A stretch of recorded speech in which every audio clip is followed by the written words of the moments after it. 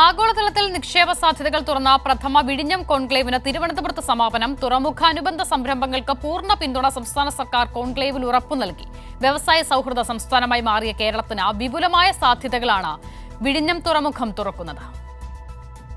സംസ്ഥാനത്തിന്റെ വ്യാവസായിക വളർച്ചയ്ക്ക് വിഴിഞ്ഞം അന്താരാഷ്ട്ര തുറമുഖം മുന്നോട്ട് വെക്കുന്ന പുതിയ സാധ്യതകളാണ് 2 ദിവസങ്ങളിലായി നടന്ന കോൺക്ലേവ് ചർച്ച ചെയ്തത്.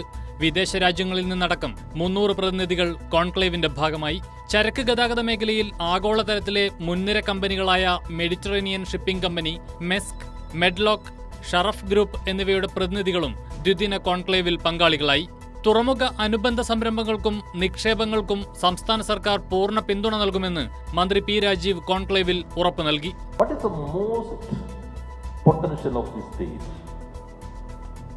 Readily available talent pool, highly skilled human resources. We are ready to provide whatever is your requirement within our framework, within the legal system.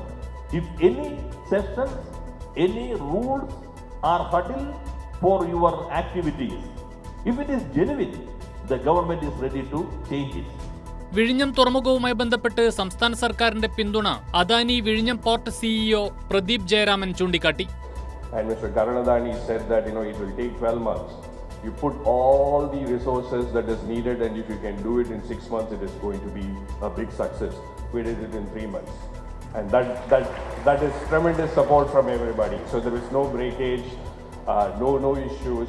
Everything was resolved then and there.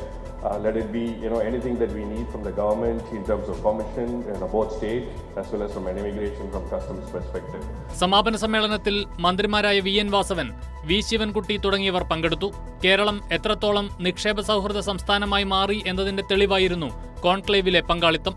കോൺക്ലേവിന് പിന്നാലെ വിഴിഞ്ഞം തുറമുഖമടക്കം സന്ദർശിച്ച ശേഷമാണ് പ്രതിനിധികൾ മടങ്ങിയത്. Kairali news, Thiruvananthapuram.